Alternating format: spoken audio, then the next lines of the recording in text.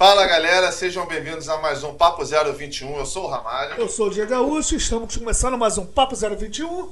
Vamos lembrar de curtir, comentar, deixar seu like lá, que é assim que o Instagram não, cara, YouTube, mas deixa lá no Instagram também. Exatamente, estamos em todas as mídias. Isso aí, só procurar lá, procura até no TikTok. Olha aí, hein? É assim Sem que o dancinha. YouTube, sem dancinha depois a gente vai fazer.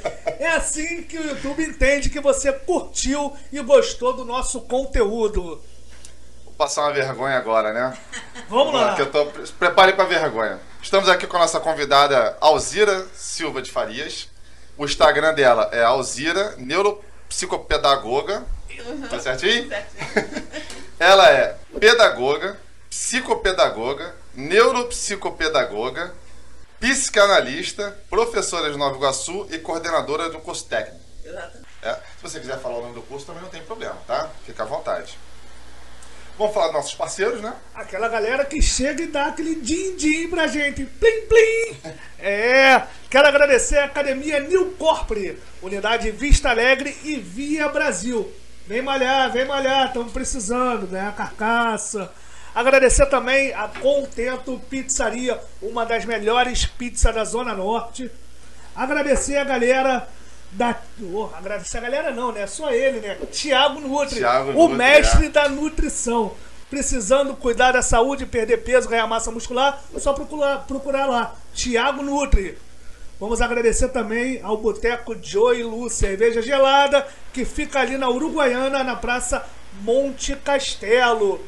Querendo beber aquele drink super maneiro, fazer aquela resenha, vai lá no Instagram e procura Brás Drinks, um dos melhores drinks do Rio de Janeiro.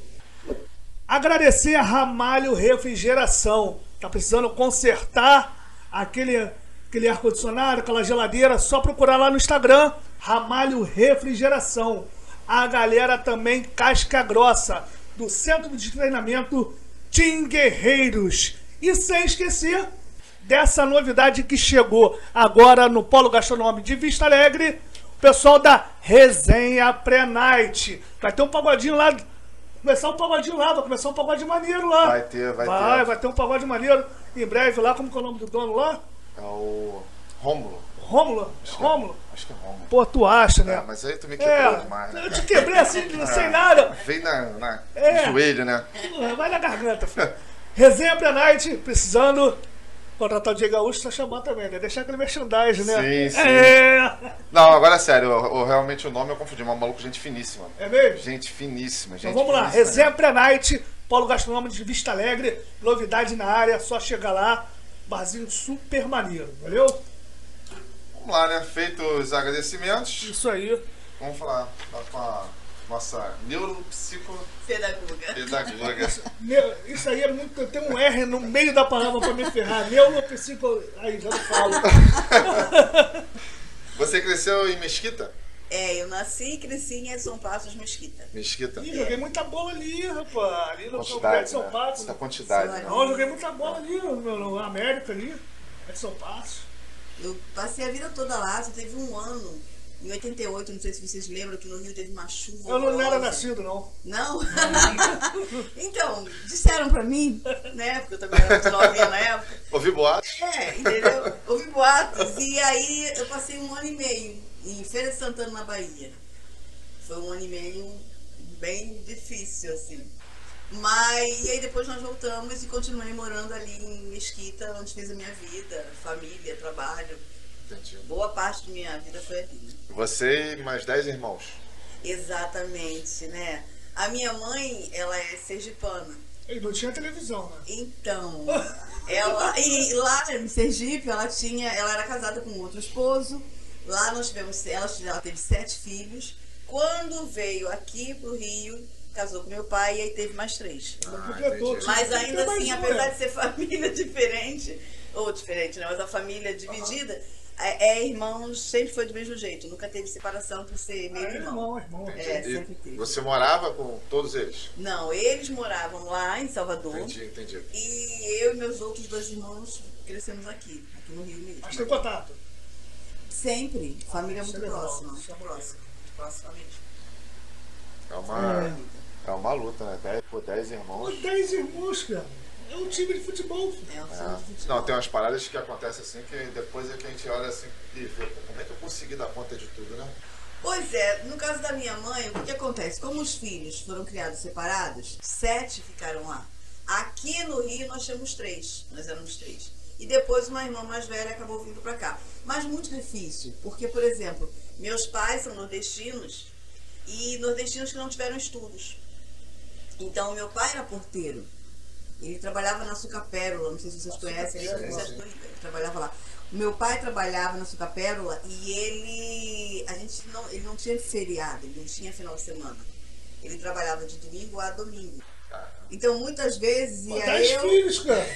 Não, os 10 Não, não mas é os 10 era dele. 7 era do outro. Outro. Não, mas 3 também, pô. Exatamente, é. E aí a gente passava o domingo com ele. No domingo, eu, minha mãe e meus 3 irmãos, a gente ia para a Central do Brasil, pegava o trem e passava o dia inteiro lá, porque não tinha como, né? Ele trabalhava direto. E aí quer dizer que você aos 9 anos já dava aula. Então, essa é outra, né?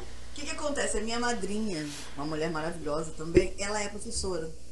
E eu me lembro, as minhas primeiras lembranças são em escola. Ela me levava muito para ir para a escola dela. Eu lembro de eu muito pequenininha, estou pegando giz. Então, escola, meu primeiro grande brinquedo foi um quadro negro. Quando eu tinha 9 anos, eu brincava com as crianças da rua, elas iam lá para casa e eu dava aula. E as mães me pagavam com bala, pirulito, aquela coisa. Aí, com 13, eu então, meu sobrinho estudava numa escola e eu todo dia levava ele. Aí eu cheguei, parei na porta da escola e perguntei à dona, Aldice, que você também ouvia, tá aí, né? E aí eu perguntei a ela se eu podia ajudar a cuidar das crianças. Com isso, com 13 anos. Com 13 anos, em junho. Aí eu perguntei se eu podia ajudar. Ela falou assim, você entra. Aí eu fui num dia, fui no outro, eu fui a semana toda. Na sexta-feira ela vira e falou assim, manda sua mãe me dar uma cartinha, dizendo que ela tá ciente. E aí daquele ano até hoje eu não saí de escola, assim. Isso em Mesquita. Em Mesquita. Então, com 9 anos, sua primeira amiga foi o quadro negro. Menino, foi antes dos 9 anos, né? Antes dos 9 anos, desde pequenininha. Ela foi meu primeiro inimigo. Alguns, né, passam por isso, né? Mas é que você não teve uma professora como eu, entendeu? Ah, sim. Não tive uma professora boa, eu não gostava mesmo, eu dei esse mole. Vamos conversar sobre isso. Aí você se formou em pedagogia na UERJ. Então, aí eu fiz pedagogia na UERJ e já trabalhava na área como pedagoga, aí passei por vários locais. Na UERJ, eu comecei trabalhando como estagiária, ainda como aluna, no Borel. Era um programa que tinha de uma organização não governamental. Ah, entendi. E aí lá a gente, acho que pode falar, não tem problema, né? Era o projeto Roda Viva. E aí a gente trabalhava dentro do Borel. No Borel você tinha um atendimento que era na rua, que era no hospital, que era no CIEP, mas a gente trabalhava com a Chácara do Céu e o Terreirão. Aí trabalhei um ano como professora e aí no ano seguinte já passei a coordenadora, já tinha me formado na pedagogia. E lá a gente viveu grandes e boas emoções, assim, né? A gente viu muito da vida real. Que pra mim não era muito próximo, assim. A gente viu coisas bem complicadas, assim. Em termos de quê? De violência. Violência? De violência. E também de reconhecimento. Uma coisa que a gente não vê mais hoje. Lá você era professora dentro da comunidade. Então podia ter um tiroteio e você tá passando e olha a tia. Puxa a tia, guarda a tia. Puxa a tia, porque ela é preciosa. Ela é preciosa, né? É diferente, era um ser meio respeitado. Uma vez a gente estava, eu e uma outra colega, eu na época com coordenação e ela como professora, e a gente estava subindo, não sei se vocês conhecem, no Borel a gente subia de uma rua de asfalto para ir pro Terreirão. Do Terreirão para ir para a chácara. Só que era um caminho longo. E a gente precisava ir para lá numa reta. Então o que a gente resolveu no dia? Vamos subir, vamos cortar caminho. Um espaço era o comando vermelho, no outro era o terceiro. E aí a gente começa a subir. De repente começa o tiro. Lá de cima para baixo. Pá, pá, pá. E aí a gente cai no chão, essa minha colega começa a gritar, né? Ai meu Deus, e eu tô preocupada, achando que ela levou um tiro, com medo por ela, com medo por mim, daqui a pouco quando eu olho, ai, o meu anel! Ela perdeu um anel. O tiro comendo solto, e ela desesperada por causa do anel. Mas não era importante. Mas não é, né? Pois é. Aí, então assim, a gente viu isso no Borel, eu vi justiça, eu não sei se cabe muito, a gente tá... Não, pode falar o que você quiser. Eu vi depois.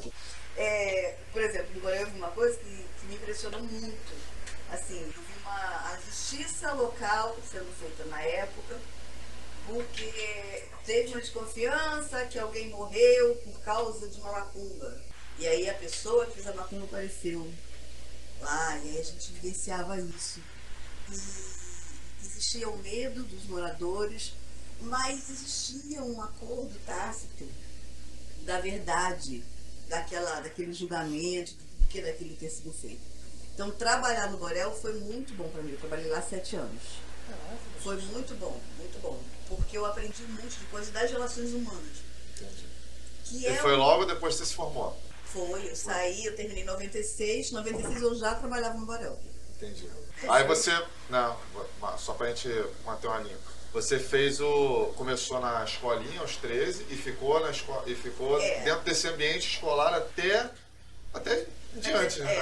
Até hoje, eu ainda trabalho na escola. Né? Eu atendo no consultório, mas eu também trabalho. Porque tinha um negócio chamado normal, né? Curso normal, né? Sim, O que você fazia no ensino médio? Era formação de professores, como hoje é conhecido. Isso. Você tinha o curso normal, que eram 3 anos, etc. Aí você estudava. Eu, quando fui fazer o normal, eu já trabalhava na escola. Ah, então você chegou a fazer o normal? Entendi. E aí eu já trabalhava, eu só não assinava. Entendi. Mas eu já trabalhava, a diretora da escola na época fazia planejamento, me acompanhava, orientava, mas eu já trabalhava na escola. Né? Então, Aí trabalhou escola privada, escola pública, eu trabalhei em todos os tipos de atendimento educacional. igreja, associação de moradores, Associação de moradores. governo do estado, Unicef. Porque, na verdade, quando você trabalha com uma organização não governamental, a gente trabalha com financiadores. Então, por exemplo, trabalhando no Roda Viva, eu trabalhei, a gente teve um tempo a Unicef financiando, o BID, o Banco Interamericano, eu já trabalhei com o FAT, né, acompanhando também, em diferentes lugares. Trabalhei com a LBV, Legião Brasileira da Boa Vontade, né? Eu lembrei da minha infância, LBV era Legião da Boca Viva. Então, talvez lá se pregasse um pouco disso também, né? Lá foi muito interessante. Eu acho que ficava ali. Fica ali em Suburbana ali, né? Na Suburbana. Ali é um prédio grande, não é? Então, eu fui pra lá porque eu tinha trabalhado no Borel 7 anos, e uma colega que trabalhou comigo no Borel, ela então foi trabalhar com a LBV aí. E ela me liga. Eu já tinha muito tempo, né? Já trabalhava muito, né? E ela me liga dizendo que tem uma turma diferente. Aí eu chego lá na sede da LBV, era uma turma de só atendia jovens infratores. Eram jovens que estavam em liberdade assistida e que precisavam frequentar a escola. E aí eu cheguei lá no meio da semana, muito interessante, porque pequenininha, baixinha. Quando eu entrei, eles não perceberam que eu era a professora. E aquela porraria, não sei o que, eu fiquei sentada, daqui a pouco ela vem, e aí me apresenta, e aí é muito doido, é outra realidade, assim. Eu tinha um aluno que ele ia com uma pistola, eu não sei o nome, eu não entendo de arma, prateada, pequenininha. Ele botava aqui atrás. Eu tinha uma aluna que durante um ano ela apareceu grávida 3 vezes. Eu tinha um que era chamado de cara de besta. Era monstruosa a cara dele. E ele mandava na sala toda. Ele sentava na ponta da sala e apontava e falava assim: hoje é você que faz o meu dever. Esse menino um dia levanta no meio da sala, um soco na face de uma das alunas. Era uma turma. Era barra pesada, né? Era. E eu lembro que na primeira semana, no final dessas primeiras semanas de aula, eu saí da sala, fui pro banheiro e comecei a vomitar, de nervoso. Claro. Aí eu virei pra menina que me chamou e falei assim: eu não volto. Pra cá eu não volto. E olha que você já tinha uma experiência boa. Mas aquele dia foi Mas lá tinha o respeito, lá no Borel tinha o respeito pela educadora, pela professora. Sim, Então, Ali já não tinha mais esse respeito. Mas aí eu passei mal, disse pra ela que não voltava. E ela falou assim pra mim, eu só aceito sua demissão na segunda. Quando chegou segunda-feira, passou o final de semana, veio uma coisa de brilho, de quem sou eu dessa brincadeira, porque eu não sou do magistério, óbvio, por conta de dinheiro. Eu sou professora.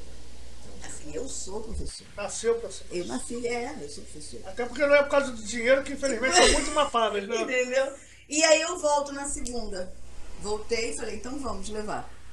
No final, continuei. No final do ano a gente foi para aquele shopping que tem ali perto, que eu não lembro o nome. Só eu e a turma. Eu falei, já, E aí fomos comer pizza e tudo melhorou, assim. Eu consegui desenvolver um bom trabalho com eles. No final das contas, viramos bons amigos mesmo.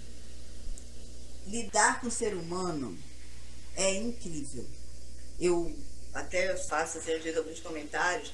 Eu vou ser muito honesta com vocês. Não é que eu ame os seres humanos. Não é que eu te ame. Eu amo observar o comportamento dos seres humanos. É incrível você observar as pessoas. Por isso é que eu acabei entrando na psicopedagogia, na É uma neuro. parada que eu gosto também, sabia? É interessante mesmo. Não tem cara nenhuma pra isso. Não, Imagina. no nível dela nunca, né? Mas eu gosto de ver, eu acho interessante. Você tem que cuidar. Você é doido, nem ia dar certo, não. Não, no nível dela nunca. Isso é Não, incrível, pelo amor de Deus. É porque o que acontece? Quando eu começo na escola, eu sempre trabalhei com crianças. E aí você lida com o universo. A criança, ela é um mini planeta. Que a gente só vê o corpinho. E você sempre acha que ela tem uma atitude que é muito imediata. Só que tem 1.500 influências ali. Aí é aquilo que você me perguntou há pouco, né? Aí você para de trabalhar com criança e aí você vai trabalhar em canteiro de obra. Eu trabalhei com o Sinduscom. Trabalhou na Odebrecht? Trabalhei na Odebrecht no aeroporto, no Galeão. Quando estava fazendo o TPS-2. E aí eu vou trabalhar num canteiro de obras. Ali você encontra a Odebrecht, não sei se hoje outras fazem assim, mas o que eu fazia? Se pegava um grupo de peões lá da Bahia, lá de Sergipe, lá de não sei onde, traziam os caras em grupo. Dentro ali do canteiro de obra você tem um alojamento. Os caras ficam ali de segunda a sexta, só ali. Na sexta abre-se as portas, vai todo mundo para a Feira dos Paraíbas e volta. Então o universo do cara fica pequenininho. Fica sem família, sem ninguém. Exatamente. E aí você pega uma professora, que na época era novinha, coloca nesse canteiro de obra. Você tem o mestre que não sabe fazer, como minha mãe diz, um ó com copo. Só que ele precisa mostrar, ele tem que ter presença. Então é uma luta. E por quê? Por que ele tem tanta vergonha? Por que ele não pode? Ele não pode demonstrar que ele sabe menos do que o peão que ele acompanha. Ali no canteiro de obras, aí você começa a se perguntar, né? Esse cara, eu trabalhava com o Paulo Freire, que a gente costuma falar assim, eu trabalhava à base de Paulo Freire, a luz de Paulo Freire. E ele veio com toda uma proposta de que esse cara que está estudando, ele realmente tem 1000 conhecimentos. A única coisa que você tem que fazer ali na sala é puxar aquilo ali. E aí você aprende. Abrir a cachola, né? Achar o fio, né? Exatamente. Como professora. Então aí eu começo a observar os alunos, vou aprendendo com eles, mas sempre fica aquele comichão de por que eles agem assim. Por que quando você olha pra mim, o que está passando na tua cabeça? Normalmente, a gente lida com seres humanos e pensa assim, bom, ele olha pra mim, ele tá vendo quem eu sou, ele deve estar observando a minha maneira de falar, e eu começo a projetar, imaginando o que ele tá pensando de mim. Nunca que eu vou dar conta disso, porque qualquer coisa que você esteja pensando de mim tem a ver com o que você viveu, Sim. com as suas histórias. Sim. Eu posso soltar uma piada e ele achar extremamente engraçado e você fica assim, gente, mas qual foi a dela? Porque o que eu falei, em algum momento, vai de encontro a alguma coisa que tem nele. É isso que É faz o ser humano diferente. ser tão diferente. E Exatamente. ser tão interessante. Né? Que é isso que eu gosto. E você chegou a se desiludir com a... Já.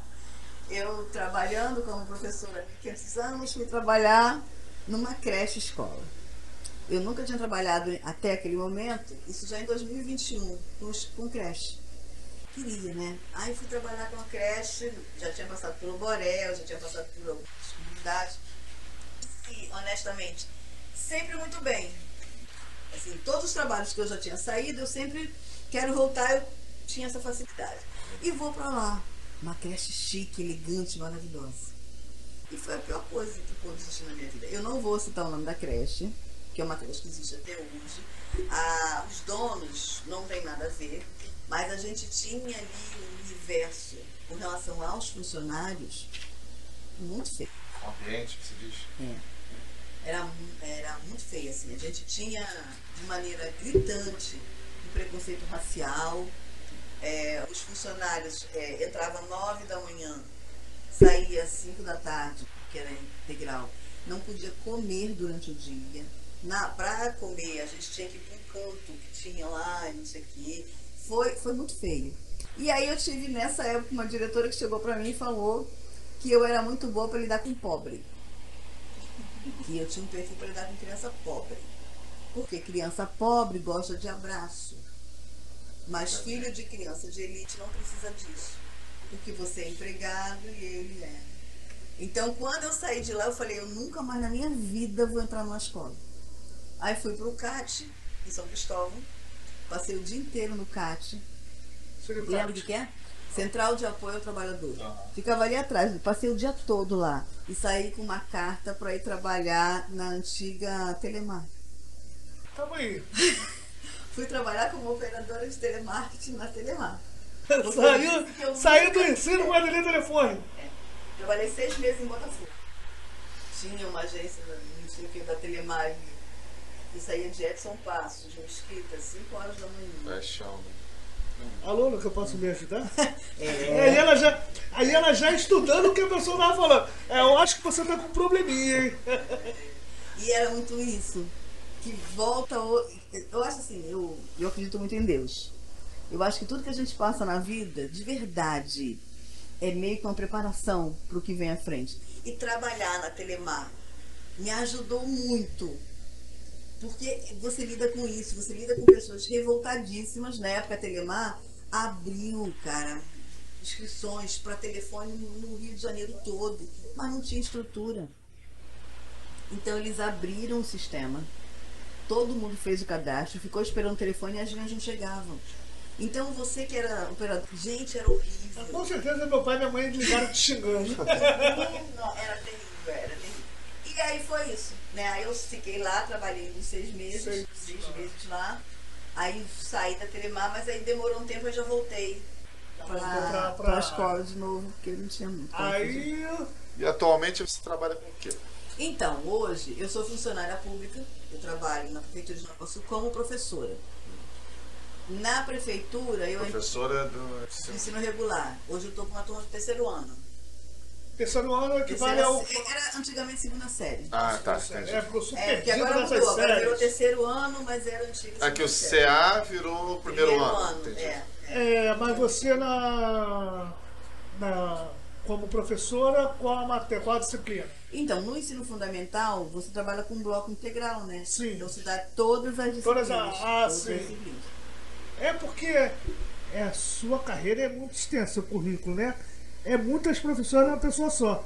Eu não dou conta de 2. Então nós estamos falando da Alzira professora. professora. Isso. Então, eu entro no município de Nova Iguaçu como professora. E aí, 6 meses depois, eu sou convidada e vou trabalhar como adjunta, diretora adjunta. Aí trabalhei um tempo como diretora adjunta em 2 escolas. Aí saí de lá, da escola, e fui trabalhar na Secretaria de Educação de Nova Iguaçu. Não é a minha praia. Assim, papel burocrático Atrás da mesa ali com o papel. não é mesmo. Fiquei lá, acho que quase 4 anos, mas pedindo para voltar. Pedindo para voltar para casa, não sei o quê. Não consegui. Aí esse ano eu consegui. retorno para a sala de aula, o que realmente é uma grande... ninguém acredita, né? A nossa profissão é tão desmoralizada e é tão desacreditada que quando você diz assim, ó, quero voltar para a escola, as pessoas não acreditam. No dia que eu falei para uma colega lá da secretaria assim, estou voltando para a escola, ela virou, segurou minha mão e falou assim, o que fizeram? Cara, tu quer voltar para aquilo lá? E não é. Porque o pessoal fica esperando a oportunidade de sair da escola. Pois é. E aí tem toda uma história. Hoje em dia é uma isso, luta, né? O É. professor tem uma luta ali dentro, né? Eu acho que muita gente quer sair da escola por duas grandes razões. A que todo mundo conhece, que é a falta de apoio, falta de estrutura, para pão doce. Mas assim, vão me bater, eu sei que muita gente vai entrar aí, né, de martelo em cima de mim. Mas pensando em toda a minha história, em tudo que eu já vivi na escola, é porque não são professores. Não nasceram para aquilo, né? Não nasceram para aquilo. Pega um médico, pega um enfermeiro, que ele estudou e ele começou a trabalhar porque ele achou que ali ele teria dinheiro no final do mês, porque o pai dele era enfermeiro, e bota ele lá para trabalhar. Daqui a alguns dias ele não está suportando ficar ali dentro. Sim. Porque não tem nenhuma profissão em que você vai ter todos os dias de glória. Não existe. Hoje vocês estão trabalhando aqui. Por mais que vocês se divirtam, por mais que vocês estejam fazendo o que vocês gostam, ainda assim vai ter aquele momento que você fala, Jesus, o que eu estou fazendo aqui? Sim. Por que eu não estou batendo martelo em algum canto? Mas se você está fazendo o que você gosta, você fica com raiva, você sai, você diz que nunca mais vai voltar. E volta. E volta. Assim. Até em relação a... Porque na realidade, vamos dizer aqui a gente está fazendo uma conversa, né? Certo. Não é uma entrevista, porque entrevista é uma coisa muito formal, mas a gente está conversando. Mas não é só isso. Essa profissão, essa função que a gente tem, não é só isso. Tem essa parte e tem uma série de outras partes. Talvez você seja apaixonado por isso, mas você tem que suportar o resto todo. Tem que suportar tudo. Eu suporto ele, né? A produção, a direção. Exato. É um conjunto, né? E é isso que vai. A educação, no meu ponto de vista, a educação, ela te retroalimenta.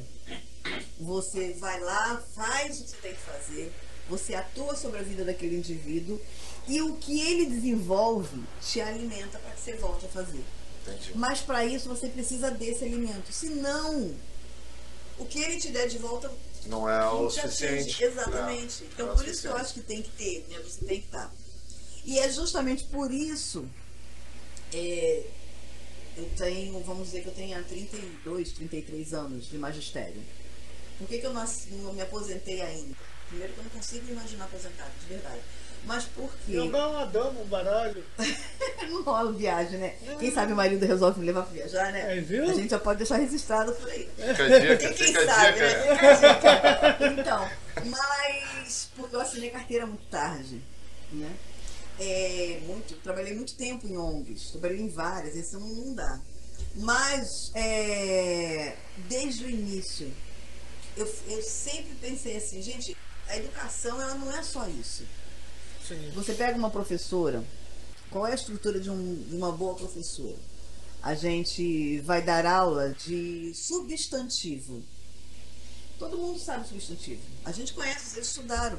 Mas para dar aula, o ideal é que eu sente em casa e eu estude não substantivo, mas diferentes maneiras de trazer esse assunto para a sala de aula. Entendi. Isso demanda tempo. Aí eu monto, preparo estratégias, faço estudos, procuro, chego na sala de aula. Esse menino, ele pega a matéria, ele entende, ele está interessado. Esse outro, ele não tem nenhum distúrbio de aprendizagem. Ela entendeu direitinho, né? Eu não entendi isso aí, cara. Seu preconceito, cara. Tem que eu muito. E aí, ele não aprende. Se você não tiver um olhar aprofundado, você vai dizer, cara, ou ele é preguiçoso, ou que a gente costuma ouvir muito, a família não ajuda. E aí para nisso. Viu? Foi isso que aconteceu comigo, cara. Durante muito tempo na escola, eu me vi nessa situação. E aquilo foi me desgastando. Então foi aí que eu resolvi fazer a primeira pós, que foi a neuro. E é isso aí, que desse papo aí que eu queria Chegar. Inclusive, vamos falar das perguntas do Instagram. tem muitas perguntas, mas essa parte aí. Sobre sempre me confundo esse negócio, TDAH, depressão, ansiedade. Bastante perguntas relacionadas a essa área aí. Então, hoje, o meu maior foco de trabalho é a psicanálise. É a psicanálise. A psicanálise. Hoje é o que está me dando grande prazer. Muito prazer, assim, muito. Mas antes de chegar na psicanálise, eu ainda professora, muito focada na escola, eu resolvo fazer neuro. Porque eu queria entender por que os alunos não conseguiam e por que eu não conseguia chegar lá. Fiz a neuro, amei, é incrível.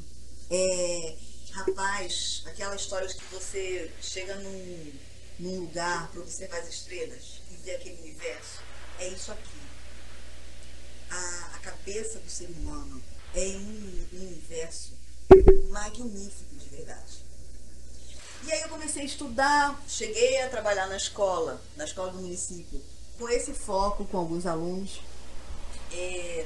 mas ainda entrava em casa, porque enquanto professora... Quero mais. Pois é, e eu não tava conseguindo chegar onde eu achava que tinha que chegar e que eu nem sabia onde é que era. Então vou fazer a psicopedagogia. Porque é um outro caminho, depois eu até vou explicar. E aí eu me senti mais próxima do que eu achava.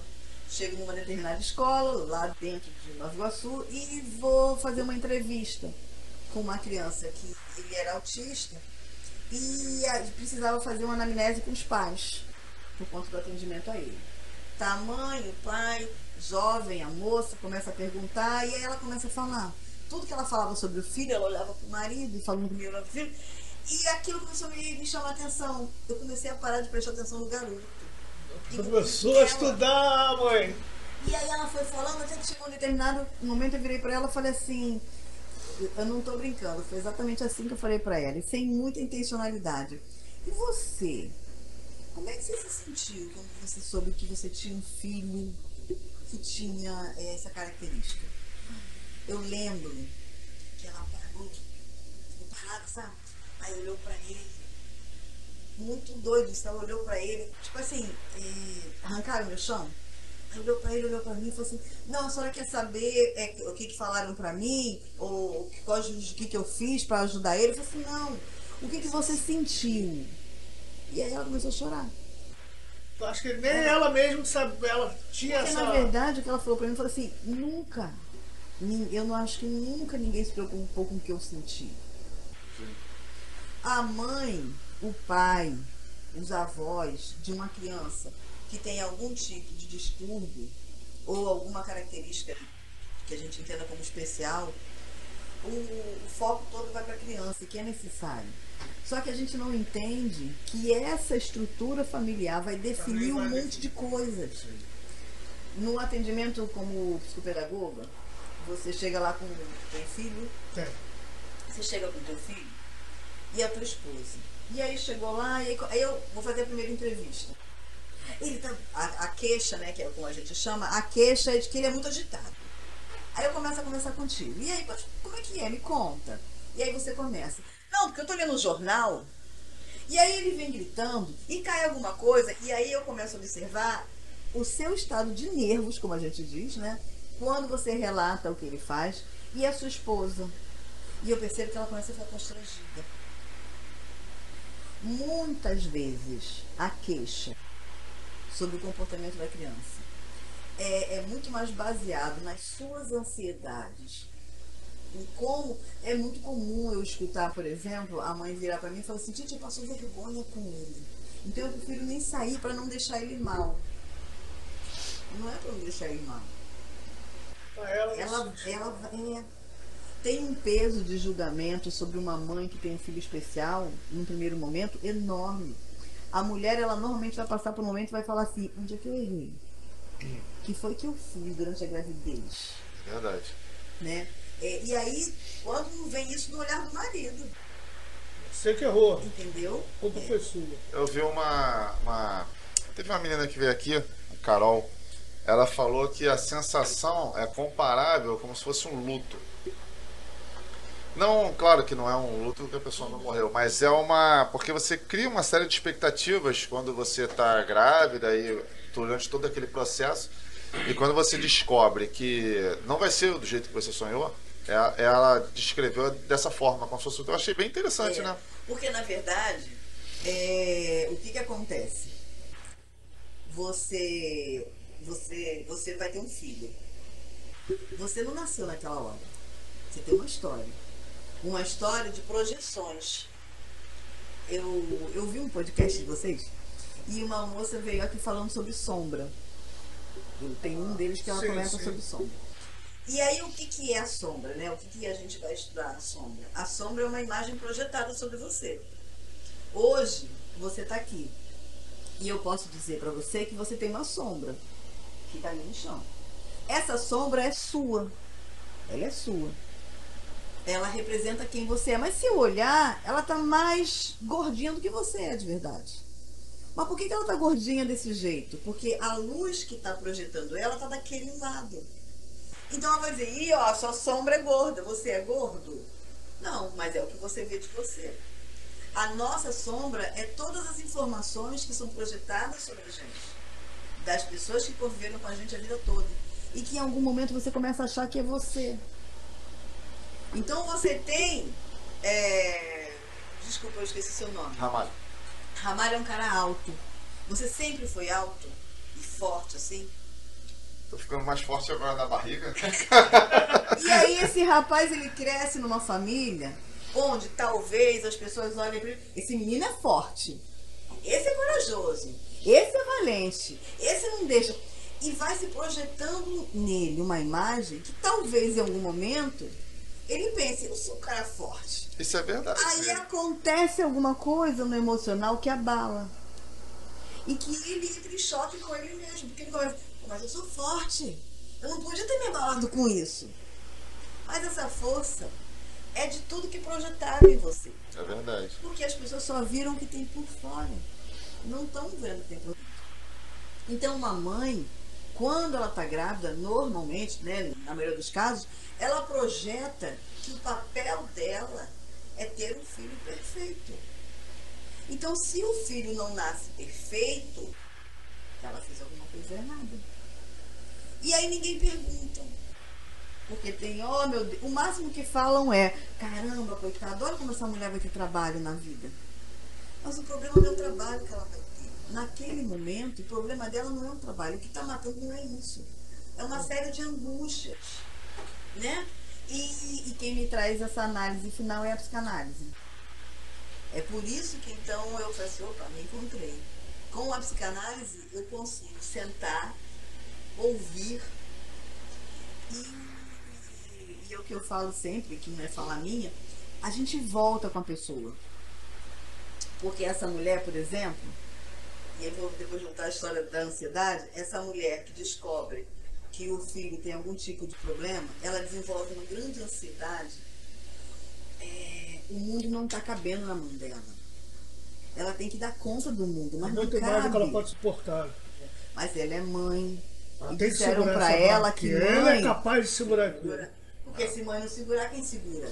Isso é independente da condição do filho.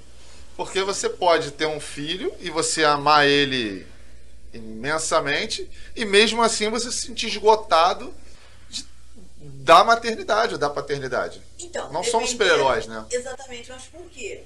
Que paternidade é essa? Que maternidade é essa? Te ensinaram, não é que te ensinaram, ninguém mandou se sentar e escrever, mas a vida foi te ensinando, através de tudo que você viu nas pessoas que estavam próximas a você, em todas as relações que te afetaram, te ensinaram que o papel de um pai é dar conta, por exemplo, do sucesso de um filho. E aí você começa a projetar. Eu posso meio que falar disso de um caso muito próximo. Você acaba mesmo achando que se o teu filho não está tendo sucesso, é porque de alguma forma você não fez. Você fracassou. Né? Porque isso vem projetado de outras histórias. Por exemplo, eu começo a acompanhar, eu tenho que ter cuidado para não citar nenhum caso. Sim, sim. Eu vou acompanhar um rapaz, e aí esse rapaz, ele tem sérios problemas com a vida dele atual. Ele assume o papel da mãe, porque a mãe foi embora e deixou os irmãos pequenos. Ele assume o papel de ser responsável, ele começa a abdicar dos desejos dele, porque ele não quer ser o cara que vai trazer para a família a mesma dor que Ele carregou. Entendi. Mas não cabe na mão dele. Sim. Hoje, todos os casos que eu acompanho, todos os casos, e que isso é muito, a psicanálise ela me apoia muito nisso, nesse estudo, eles são todos baseados em grandes questões que aconteceram de verdade até os 5, 6 anos de idade. Situações que aconteceram nessa época. E que nem sempre são grandiosas. Eu não estou falando de abuso sexual, de violência física. Não estou falando disso. Mas eu acho, eu tenho um pensamento que eu acho que até o próprio... Porque aí a gente já está falando de um caso de um filho mais velho, né? Mas até na primeira infância, na segunda infância ali, o papel, principalmente do pai, mudou muito. Porque eu digo assim, ó, por exemplo, o meu pai. Meu pai é excelente pai. Meu pai só me ajudou, só me ajuda. O Alex aqui, o nosso produtor, conhece o meu pai, é uma excelente pessoa. Mas o papel dele é totalmente diferente do meu papel atual. Meu pai nunca trocou minha fralda. Eu já tenho que trocar da minha filha. O marido da minha filha já vai ter um papel muito mais importante do que o que eu tenho. Tá entendendo como o papel de pai mudou? Evoluiu, foi então, cara, dividido. Eu acho que é meio complicado a gente falar em evolução ou involução. Você tinha uma estrutura social, familiar. A mulher que ficava mais em casa e o homem estava sempre mais trabalhando. Então, e aí você tinha esse papel, você tinha esse personagem. Você tinha... Freud vai falar pra gente do triângulo de piano. Né? Eu tenho um pai que tem um papel, eu tenho a mãe e eu tenho a criatura filho. O pai era o que levava o sustento, a mãe era que tomava conta da casa, que administrava. Né? Em Freud, o que ele vai dizer é que o que você tem? Você tem uma mãe que tem um filho. A relação da mãe com esse filho não é duas pessoas diferentes. Eu tenho aí uma criança que se gerou, é como se fosse a mãe e essa criança é um corpo só. Essa criança então nasce e ela continua com essa relação, mesmo que corte o cordão. Ela e a mãe. A gente vai ter a Melanie Klein que vai falar, por exemplo, da relação da mãe com o bebê, que se dá através da amamentação, que como a coisa do amamentar não é só alimentar. Colocar uma criança no seio e dar o leite para aquela criança é tratando com ela uma relação de qualidade de vida, também emocional. É o calor, é o alimento, é a segurança. A vida. Exatamente. É como se fosse nutrir ela, o corpo e a alma, o espírito, o amor. Tudo que vem junto, né? Exatamente. E aí o Freud vai dizer o seguinte, então a criança tem a mãe, tá ali com o filho. Essa é a relação dos dois. A mãe não é uma pessoa de fora, a mãe é a mãe e filho. Freud vai dizer que o pai então chega e vai ser o grande personagem dessa história que define e que delimita as estruturas. Porque agora a criança tem a mãe, mas ela tem essa outra referência, que para Freud tem uma grande importância, do ser masculino. Então a menina, ela busca então esse ser pai, que é o ser de prazer, que é o ser de... e quando Freud vai falar de prazer, que muita gente confunde, não é o sexo homem e mulher, né? Sim. Mas é a força vital, a energia da libido. E aí essa menina, ela começa a olhar para o pai e ela quer essa alegria, ela quer esse ser, que também não é como a novela, né? O Édipo não é a filha que quer casar com o pai e quer pegar o pai. Sim. Não, mas ela quer esse ser. Porque ele traz alegria aquela para a imagem, mãe. E ela também é igual a mãe. Então ela quer esse pai. O menino, quando é menino, ele tem a mãe que é dele. E tem esse indivíduo que dá prazer para essa mãe. Essa mãe, quando vê esse pai, no contexto, ela se anima, ela se alegra, ela se ilumina. E ele ama ela, então ele quer ela para ele. Então você tem aí o triângulo espiando. Numa relação legal, normal, dita normal, porque a questão de normalidade tão, né? Numa relação que caminha, né? A criança, ela começa a entender, a partir da postura desse pai e dessa mãe, o quanto essa mãe é do pai, mas não deixa de ser dela. Então, você tá com o teu filho, o meu marido chegou, eu não vou pegar o meu filho e colocar lá. Talvez eu vá com o meu filho, dê um beijo no meu marido, e aí o meu marido abraça o meu filho e olha como ele percebe que dá para se ter amor entre os dois. E ele vai crescendo. E aí a gente vai chegar um pouco mais à frente, quando a criança então começa a perceber que a mãe, que é a autoridade na vida dela, também tem uma autoridade na vida dela, que é o pai. É a partir dessa estrutura que você começa a estabelecer que existem autoridades. Entendi. Né? A criança, ela vai obedecer o professor, vai obedecer o policial, por conta dessa relação que vai ter uns 4, 5 anos. Interessante. Vamos... Não, pode falar. Vamos fazer as perguntas do Instagram? A gente não pode... Não pode esquecer. Vamos lá. Bom, vai fugir um pouquinho, mas aí, né, a gente não tem controle. Vamos lá. Existe cura para a depressão ou é uma luta diária? Ai, meu Deus. Existe momentos em que a vida te derruba e aí você, balança, não sei o quê. Existe a depressão. Existe um indivíduo que é depressivo. Esse indivíduo é depressivo. Qual seria essa diferença? Você hoje, você batalhou muito para fazer alguma coisa aqui, pô, tu ralou pra caramba, e aí veio a notícia de que não vai rolar, de que não vai, aí tu cai, você, pô, caramba, não é brincadeira não, aí vem, pô, vamos lá rapaz, que isso, não, me deixa quieto hoje, deixa eu dar uma trabalhada nisso aqui, deixa eu curtir o luto, e você volta. O depressivo não. Existe o depressivo, né? Ele vai ser depressivo. Ele tá ali, ele vai entender que a probabilidade é das coisas sempre darem mais errado do que o normal. Ele não vai chegar, ele não chega para frente, as coisas não caminham. E aí o depressivo, né? Ele precisa de acompanhamento, não só terapêutico, como medicamentoso. Ele volta, né, quando ele está naquelas propensões à queda, ele vai ter que tomar os remedinhos dele para equilibrar, fazer terapia.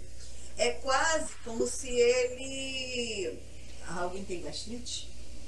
Gastrite não, quer agir tudo. Quem tem gastrite, tem gastrite. Você vai ter cuidados. Você vai ter cuidado, vai evitar certos alimentos, porque você... Evitar como se fosse uma luta, né? Você vai... Vigiar, né? Vigiar. Tem que estar sempre acompanhando, com certeza. Vamos lá, da Bárbara. Você não falou que fez a outra pergunta. Tem aí não, né? Não. Bárbara Luana, 77. Como conviver com a saúde mental boa em um ambiente de trabalho tóxico? Então, aí a gente vai falar de Lacan, que é um cara maravilhoso. O que acontece? Quando eu falei que as pessoas da sombra, né, que projetam, em que você acredita. Eu chego no meu trabalho e eu tenho sobre mim a ideia de que eu preciso ser uma boa professora. E me ensinaram que ser uma boa professora é fazer as coisas tão certinhas que todo mundo vai vir me parabenizar. Aí eu chego no meu trabalho hoje, entro no meu trabalho hoje, e aí você me olha de cara feia. Ou eu preparo alguma coisa tão legal e você não dá valor. Ou você faz o que a gente chama de xiste, faz aquelas piadinhas maldosas, aquelas brincadeiras, que é só brincadeira, cara, eu só tô brincando. Eu vou começar então a parar e pensar, poxa, por que ele tá fazendo isso? Ele tá fazendo isso porque ele não gosta de mim? Ele tá fazendo isso pra... Não! Ele está fazendo isso porque ele tem questões internas nele que fazem com que ele cutuque os outros para ficar. Então, para a Bárbara, o ambiente é tóxico? É claro que existem situações em que a melhor saída é você sim procurar um ambiente melhor. Você tem... Se tiver oportunidade, né? Pois é, eu acredito muito que as oportunidades a gente meio que vai cavando. Hoje você está num lugar que não está legal. Então, eu sempre digo isso, vai fazendo o teu melhor. Continua trabalhando, mas vamos procurar. Começa a lançar, faz cursos, já fazendo outras coisas. Sempre tem, sempre tem. Agora, nesse caso especificamente, para de olhar. Eu tô na escola, aí um aluno vira e fala assim, tia, o não sei quem me deu o dedo. Aí eu chamo o aluno, e eu não tô brincando, é exatamente assim, me dá tua mão. Aí ele vem, cadê o dedo que ele te deu? Não, tia, ele mostrou o dedo, ele deu. Não, ele mostrou porque você olhou. Se você estiver de costas para ele pode mostrar a mão inteira. Sim. O ambiente tóxico vai ter sim aquela realidade, do cara que ele te persegue. Mas também depende do modo que você vai olhar para isso. Exatamente. Eu estava conversando com uma paciente justamente sobre essa questão. Por que é que as coisas que a outra pessoa faz te incomodam tanto? Que espaço é esse que você está dando para o outro? Se o fato de você implicar com o meu cabelo está me irritando demais, é porque, primeiro, eu estou te ouvindo. E segundo, por que meu cabelo é uma coisa que me fragiliza tanto? É se conhecer melhor. É procurar investigar em você mesmo. Qual é a questão? O que está acontecendo com você? Por que isso te machuca? Machuca? Então vamos investigar. Vou falar de novo. A psicanálise é isso. É a gente voltar com... Eu preciso mesmo falar. Eu sei que tem as perguntas. Não, pode falar. O grande barato da psicanálise é isso. Você chega no meu consultório e vai reclamar de alguma coisa. Eu te ouço falar de hoje. Mas eu não vou te propor pensar no amanhã. A minha ideia é... Vamos conversar um pouquinho de como é que era a sua infância? Vamos falar um pouquinho de como é que foi ontem? E aí, quando a gente volta, chega um determinado momento que você percebe aonde é que abriu a ferida. Só que abriu quando você era frágil, coisa que você hoje não é. O que ficou foi a memória emocional. Então, quando você volta lá atrás e você vê que fizeram aquilo contigo, porque naquela hora você era frágil, você se empodera. Hoje, não tem mais peso isso. E aí vai havendo a cura. E acontece. Essas feridas é o que o pessoal fala que são os gatilhos? Não, os gatilhos é o que alcançam as feridas. Um rapaz, a mãe dele, ele e a mãe eram muito, muito apegados, muito. Por motivo de separação, a mãe teve que trabalhar fora. Ele hoje está com 25 anos. Ele tem grandes problemas. Toda vez que acontece uma necessidade de mudança, ele entra em depressão, ele se fecha, ele se trava. A mudança é um gatilho que vai afetar, entendeu? Que vai tocar numa situação que houve lá atrás. Vamos lá, Daniele.barbosa.31. Bom dia, gostaria de saber como tratar a crise de ansiedade. A primeira coisa que a gente diz é que você não deve lutar contra a ansiedade. A crise de ansiedade é horrorosa. A pessoa tem a sensação, ela percebe, é quase como se fosse um filme de terror, ela percebe que está chegando. Aí ela fica nervosa. Ah, meu Deus, vai começar de novo. Ah, meu Deus, o que eu vou fazer? Tem técnicas. Tem técnicas de contagem, tem técnicas de respiração. Porque a grande questão é você desacelerar. Eu trabalho num curso técnico. Vocês falaram que pode falar o nome, então claro. Vamos aproveitar que a gente, né? Eu trabalho no GHF, no curso em Mesquita. Inclusive, se quiser patrocinar o canal, você pode patrocinar. Fica a dica. E aí, em vários momentos, lá como coordenadora pedagógica, em vários momentos me desce alunos tremendo de lado, tendo uma crise de ansiedade. Não é raro. E aí lá eu tenho, né, uma salinha, senta na salinha e vamos lá contar. E você começa a fazer movimentos rítmicos, a fala, e você vai diminuindo o ritmo da pessoa.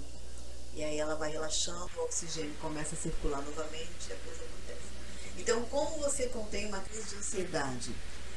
Procura um especialista porque tem técnicas para isso. Mas exercícios, tem exercícios. Você pode Exatamente. sentir o que está.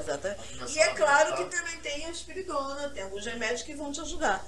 Mas que até você chegar no remédio, tem outros caminhos.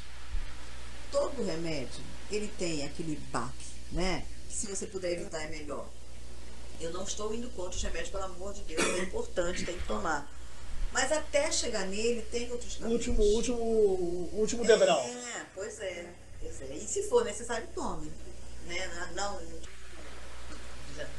Agora da Amandinha Real. Convivo com uma pessoa bipolar e com ansiedade. Não assume o problema e não quer tratamento. Como lidar? Então, a minha primeira pergunta, quem foi que disse que é bipolar? Quem é que definiu? Quem é que rotulou?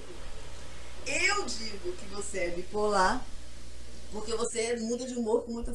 Mas qual é a competência que eu tenho para definir isso?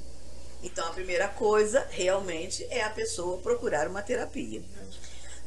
Se eu estou do lado de uma pessoa doente, ainda mais quando a questão é emocional, a probabilidade dela me deixar doente também.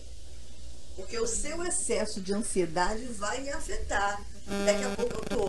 Então eu aconselho para a pessoa que convive com uma pessoa que é muito ansiosa, ela então comece, sinceramente, a trabalhar esse espelhamento.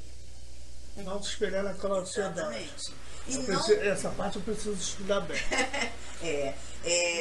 Conversando com uma paciente hoje ainda, eu virei para ela e falei assim, a gente estava conversando sobre um problema, e ela falou, porque a outra pessoa falou isso de mim, que um dia eu falei isso para ela, e ela traz até hoje essa dor, e eu fico me perguntando o que foi que eu fiz, por que eu fiz aquilo.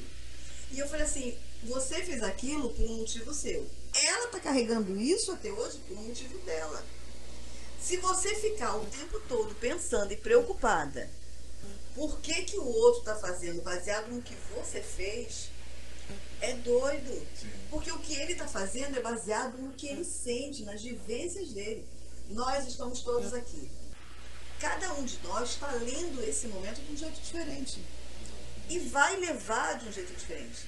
Se agora, quando eu sair daqui, o Celso, por exemplo, se chegar ali na frente, ele bater a cabeça na parede, e eu falo assim, meu Deus, ele bateu a cabeça porque eu falei. Não é verdade. Ele ouviu, juntou o que eu falei e as coisas que ele pensa, e ele bateu a cabeça na parede. Eu não estou dizendo que a gente não tenha que ter compromisso com as nossas atitudes junto daquele que a gente vive. É claro que o que você faz afeta o outro, mas você não é responsável pelo que o outro faz. Você colabora, mas você não é responsável.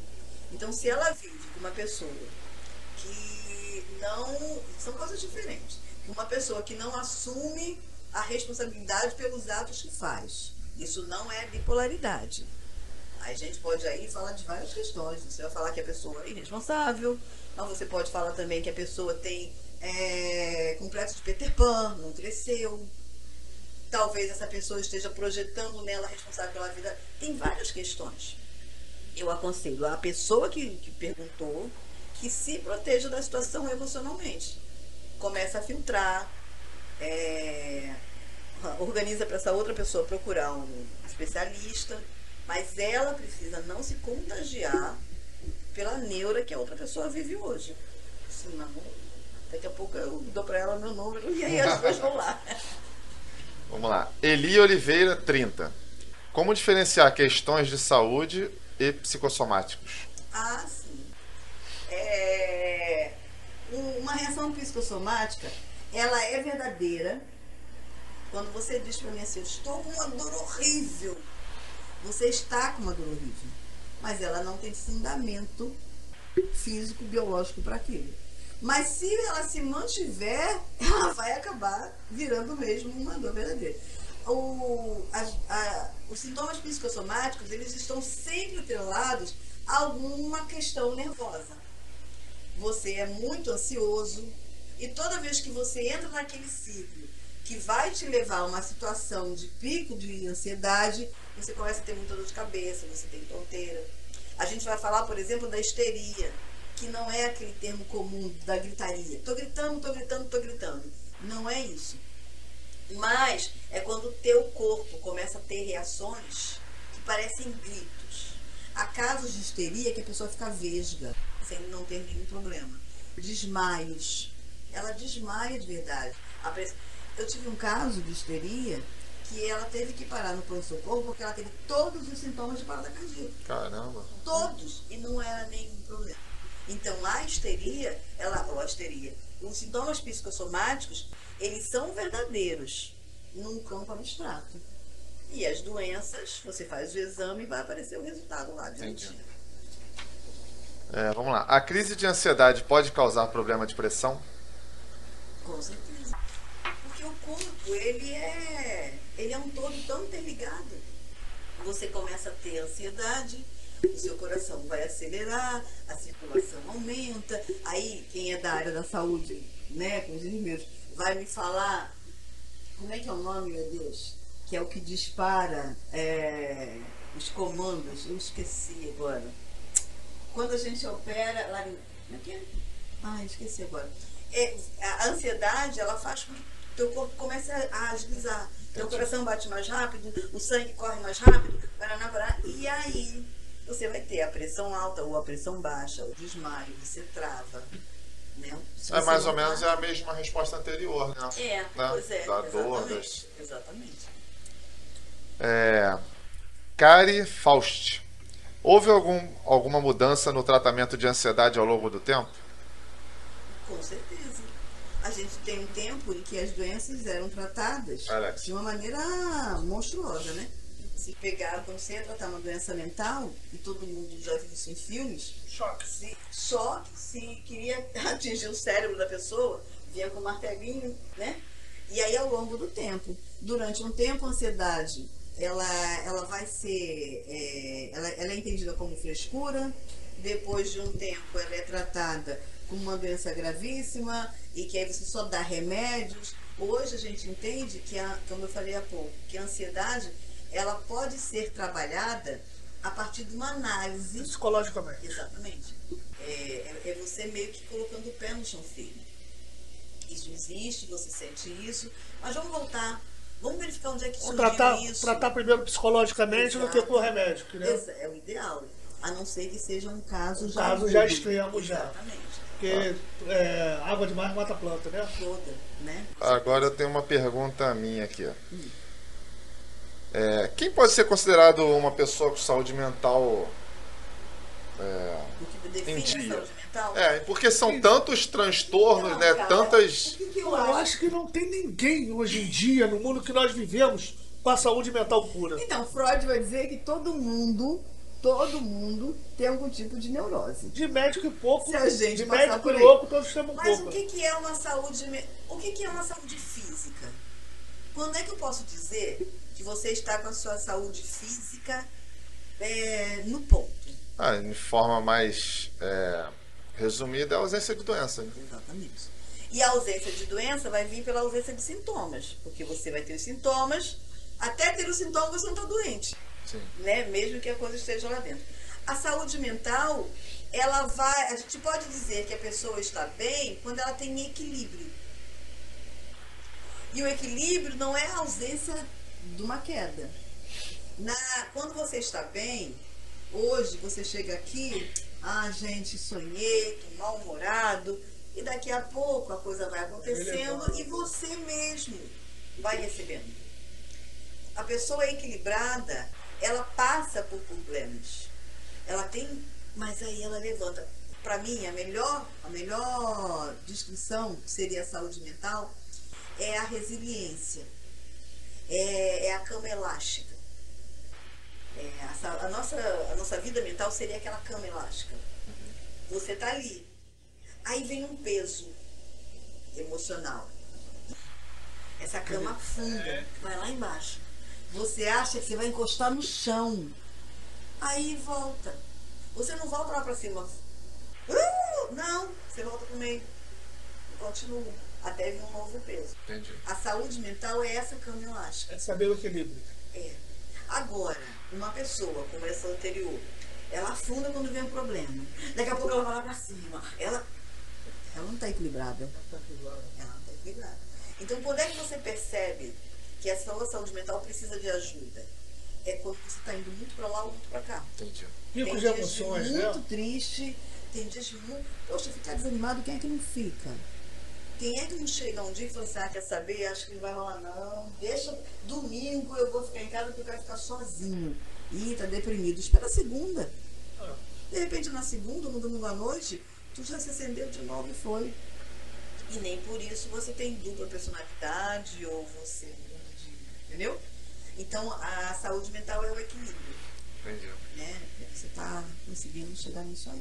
Mas aí você diz em termos de a pessoa pode chegar a deixar de fazer algum compromisso que ela tenha assumido ou... Quando tá com depressão, coisa assim? Tipo assim, porque você ficou triste um dia. E aí, se você chega a deixar de cumprir um compromisso, isso já pode ser considerado algum... Então, não, porque não é tão pontual. Não é, por exemplo, hoje, você tá com a sua semana toda. Aí, qual é o seu nome? Gaúcho. Aí o gaúcho tinha te chamado para almoçar na casa dele. Poxa, você ficou sem comer 3 dias. Falou, opa, não vou comer 3 dias, porque chegar lá eu vou acabar com a comida dele. Chega no sábado de noite ou no domingo de manhã, ele liga para você. Pô, cara, não vou não. Não vou não, porque chegou um outro colega e eu quero dar atenção a ele. Mas já vi que a história de vocês é muito antiga. Naquele domingo aquilo te abala. A brincadeira da comida, mas tipo assim, pô, cara, quantos anos de amigo? Só porque chegou um outro cara. E a nossa história? Pô, nesse dia eu não tô afim de fazer nada não. A tua mãe tinha te chamado para passar a noite lá. Pô, mãe, hoje eu não tô afim não, hoje eu tô afim de ficar na minha. Isso não quer dizer, porque você deixou de fazer alguma coisa, que você não está bem. Você está processando. Aí na segunda-feira você não quer ir trabalhar. Aí na terça-feira ele nem banho tomou. Aí nós temos um problema.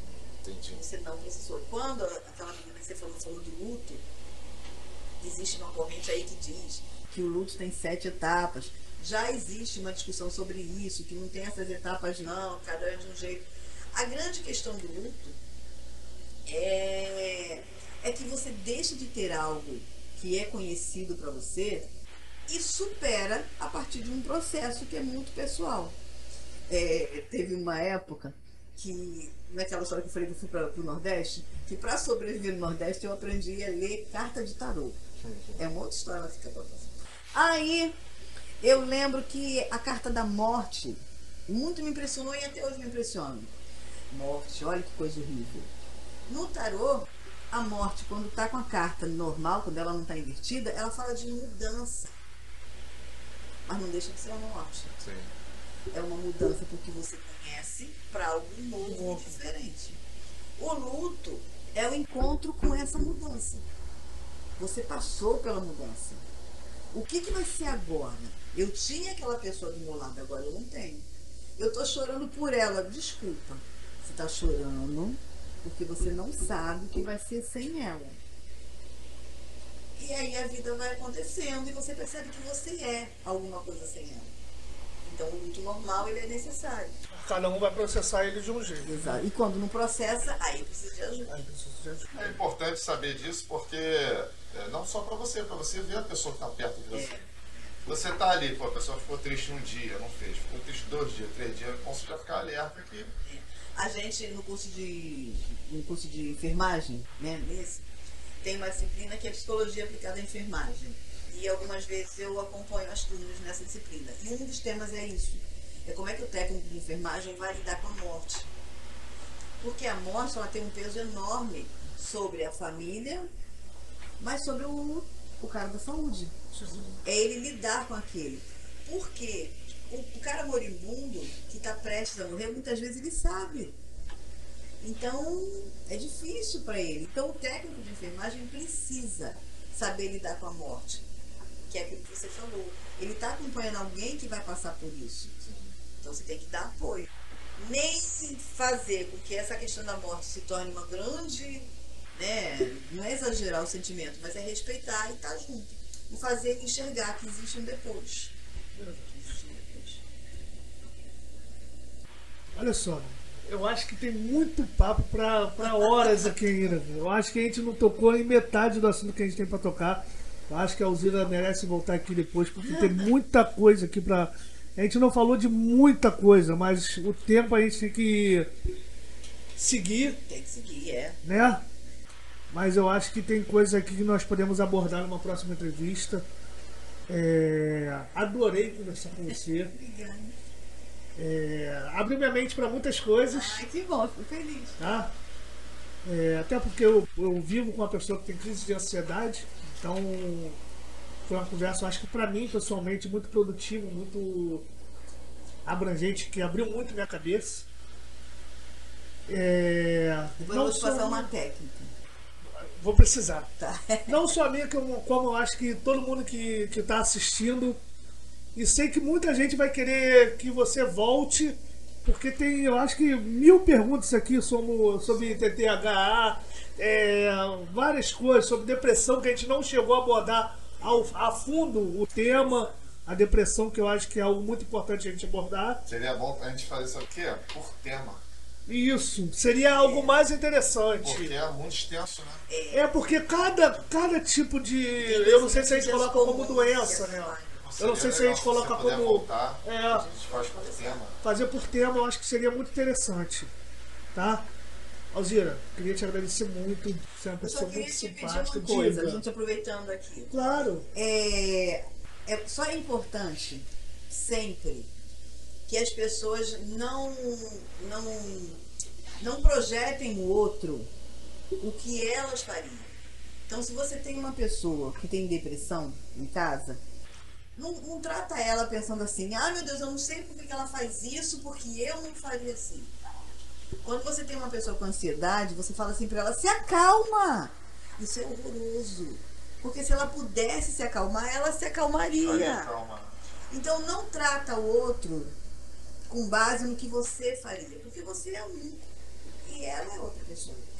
Isso já ajuda pra caramba. Isso já ajuda muito. Tá? Desculpa ter te interrompido. Não, aí já mexeu até no coração.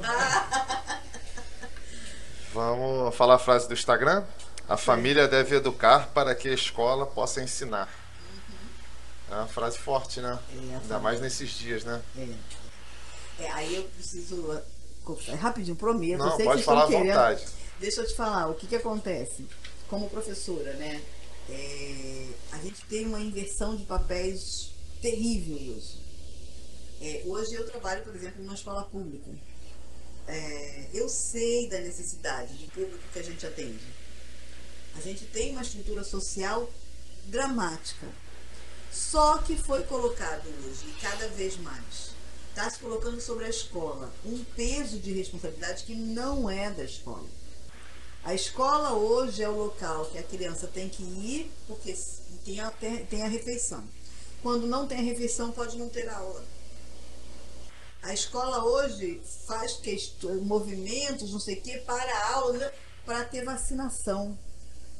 A criança hoje, ela precisa que a escola dê o uniforme. Eu sei que isso vai dar uma repercussão horrorosa, mas eu vou falar. Precisa que a escola dê uniforme, porque talvez se não der uniforme, a criança não vá para a escola. Tudo isso é importante que se dê, que se ajude. A educação ficou mas a função da escola não é essa. Na escola, eu posso ter um posto médico em que o meu aluno que não foi vacinado lá na escola, ele vai ser vacinado pelo técnico da enfermagem. Mas o técnico não vai ensinar o cara a ler e escrever. A escola, quando eu trato do meu aluno, eu trato ele como um ser humano para a sociedade. Eu preciso contribuir na formação de valores dele. Mas quem educa nesse sentido é a família. Eu só tenho 4 horas com o garoto. E aí eu chego na escola muitas vezes e vem a mãe e fala assim, fala com ele porque ele não me obedece mais. Mas não sou eu que tenho que fazer ele te obedecer. Então, os pais precisam retomar o papel. Porque senão na escola a gente não consegue. Na escola a gente vai fazendo o que dá. Então, hoje a gente é psicólogo, a gente é pai e mãe, a gente é tio, a gente é quem cuida da vacinação. Chega uma aluna com um negócio na cara machucado e a gente começa a ligar. Uma aluna chegou na escola semana, ela pegou um anel que não dava nem no dedo mindinho e enfiou no dedo. E ela foi para a escola com o dedo todo inchado. E a gente aqui começou a ligar, chama SAMU, chama não sei o quê. Então, eu acho que a escola precisa apoiar essa família, o Estado precisa assumir o seu papel e definir realmente os braços que vão fazer esses outros anteparos. Precisa de alimentação para a criança que está na escola pública? Precisa. Então, por favor, o órgão responsável assuma isso. Precisa vestuário, mas porque senão não vai. E aí a gente tem uma escola que cada vez mais produz menos nesse aspecto, com a cobrança de ter que produzir. Então, para mim é urgente, assim, bem urgente isso. E é só o que vai mudar nosso país, é isso, né? Só a educação, né? Só a educação. Tem jeito. Não tem outra opção. Os países que mudaram por aí, né? Mudaram por aí. Vai mudar tudo. Criminalidade, tudo vai mudar com a educação. Deixa uma frase que você leva com a vida e queira compartilhar com a gente. Então, eu até mandei, eu amo muito, mas eu não sei se eu vou lembrar ela na... Vamos lá, que eu tenho a cola aqui. Tá com a cola? Quer a cola? Eu quero cola. E não adianta, porque a pessoa esqueceu o óculos no consultório. Então vamos lá, eu vou começar. Pode. Somos feitos de carne. Exatamente. Mas temos de viver como se fôssemos feitos de ferro. Exatamente. Para mim, essa é a questão. Colocam na gente você que é homem, você que é mulher, você que é professora, você que é filho, você precisa corresponder a um papel, desconsiderando toda uma estrutura emocional. Eu sou feita de carne. Eu acho que as pessoas precisam começar a bater nessa tecla. Eu sou feita de carne, eu choro. Eu sinto dor. Eu não vou corresponder à sua necessidade. Eu tenho tantas aqui dentro. Vamos respeitar isso e a gente vive bem. E a gente chega bem. Mas esse movimento não vem do outro. Que é uma coisa que eu bato muito na tecla lá no consultório. Não espera que o outro vá fazer. É você. Você que tem que dar o basta. É você que tem que lutar pelo seu. A opinião do outro, ele te afeta na medida da importância que você dá àquilo, né? Exatamente. E eu sei que a gente dá importância por conta de um monte de coisas que a gente viveu. Mas aí, cara, você precisa começar a lutar. Busca uma terapia, vai fazer uma dança, começa a ler uns textos, começa a olhar para o outro e pensa assim, ele também faz isso? Ele também vive em função do que eu penso dele? Como é que você consegue sobreviver se eu penso tanto de você e você continua fazendo? Porque ele realmente está vivendo de acordo com a vida dele. Então, né, equilibrar isso. Isso. É isso. Só agradecer de novo. Vamos agendar essa parada dos temas, hein? Com certeza. Vamos agendar os temas, com Tem certeza. muita coisa pra gente conversar. Tem muita coisa mesmo. Queria agradecer a oportunidade. Claro. De verdade, assim, fico muito feliz. Muito legal poder conversar. Não é a minha prática essa mesa e esse microfone, uma coisa que, né? Mas vocês me deixaram muito à vontade. Isso é ótimo. E é muito legal que vocês abram espaços para que as pessoas falem, compartilhem. É muito legal. Tá? Então, obrigada também A a ideia é todos. justamente essa. Tá bom. Vamos agradecer aos nossos parceiros. Agora é com você. Vamos lá. Academia New Corporate Center, Unidade Vista Alegre e Via Brasil. A Pizzaria Contento. Seja contente na Contento. Ao Thiago Nutri. A Boteco Joilu, que fica na Praça Monte Castelo, na Uruguaiana. Brás Drinks. Ramalho Refrigeração e o Centro de Treinamento Tim Guerreiro. E a Resenha. Resenha Pré-Night. E se quiserem entrar em contato comigo, por favor, podem, a agenda está aberta. Isso, Atendemos faz de 9 o Instagram, faz o comercial. Fala o teu Instagram. Então, essa é a Alzira, né? Como é que é? A psique em análise. Eu sou ótima para essas coisas. Então vamos lá. Esse Instagram é o de trabalho, né? É, de trabalho, é. @a_psique _em_análise, correto? Exatamente. Vai Muito estar no obrigada vídeo pela também, Vai vai estar estar. vai Vai aparecer colocar no aqui vídeo lá. embaixo, aqui, ó.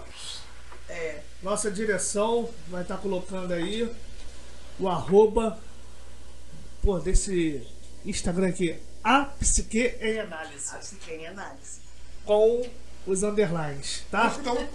Curtam, compartilhem, comentem, deixem lá nos comentários lá de onde você está assistindo nosso vídeo, tá?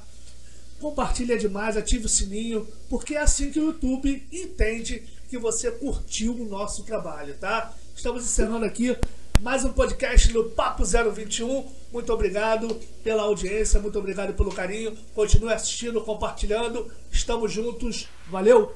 Valeu!